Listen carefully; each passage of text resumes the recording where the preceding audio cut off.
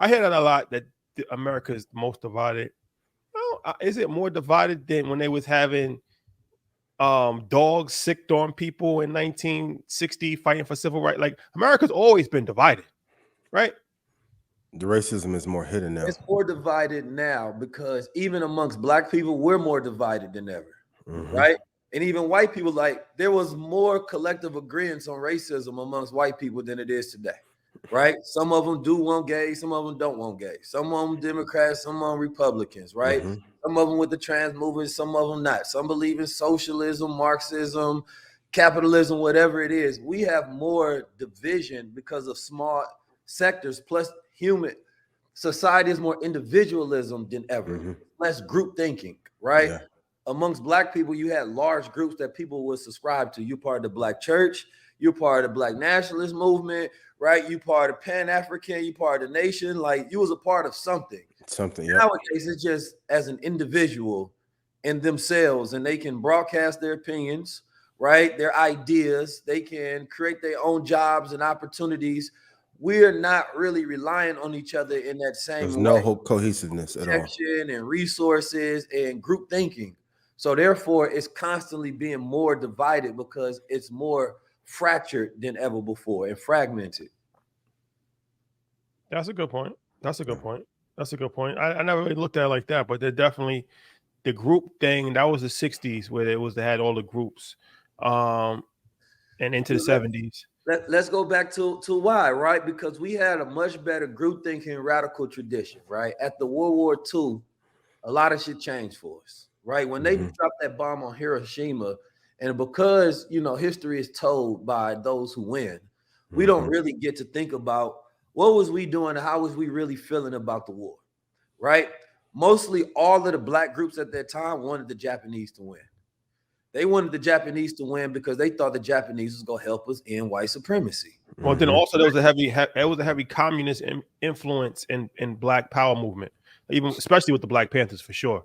Yeah, for sure. But I'm talking about direct connections. Like there was a Black Dragon Society that the Japanese had. They were funding, right, a lot of those groups. They had infiltrated, number one, all throughout the globe to spread their campaigns because there was huge Pan-Asianism, and then they connected with the Pan-Africans, right? You specifically go back to Maddie Maud, who had the Ethiopian Black Brotherhood, right? They was helping fund her, right? And she had over 400,000 members. The problem is that there was so much pro-Japanese sentiment in a lot of these groups that when they lost in World War II, a lot of the members left those groups, right? Because the promise was now gone. They're not going to defeat white supremacy, right? Yeah. So it actually helped with a large flood of people in the NOI, right? Because after they left those groups, they was looking for somebody with a completely different message, right? A nation within a nation, speaking upon do for self and that we the gods, right? So, but when you go back into that history, you also understand why there was so much cultural share of us thinking about global allies. Like we've lost that tradition specifically in today's time, and then it went over to more civil rights versus us having global allies to try to end white supremacy and do for self. It went for how do we integrate more so and work within this. And then that's where I believe, like, you know, the government, the FBI and things of that nature did a really good job of swaying it over into this direction. Because remember, everybody started getting killed. You know what I mean? Malcolm and Martin and John F. Kennedy and his mama and everybody else. And here come the drugs right after. And we shifted. But we don't really look at the timeline of, like, you go back to 1910, they had the silent parade, right? Which was their activism against some killings that had happened, right? But it wasn't the type of activism we have now. There was a sign where brothers was like, we got 250,000 farms worth $500 million. We got this amount of union workers. We got this amount of people, blah, blah, blah. And they was adding it up and basically saying that we don't need y'all to do anything for us. Basically, either you're going to provide opportunities for us to do for self or get out our way, right? And the sisters all in the streets dressed in beautiful white dresses because they were nurses and things of that nature, and the brothers were union workers, and they was basically saying, look, we're going to multiply what we've already been doing. So they wasn't going in there marching, yelling at nobody, and a lot of that was them telling the government, this is who we are, this is what we're going to do, but it was also a protest to our own people and saying, this is what we got, and this is what we can multiply. And think about it from the other side. I'm from Indiana, so I'm familiar with Mike Pence. Have we ever seen a presidential candidate's former VP that's Republican publicly state that he's not going to endorse who he was in office with? I've never.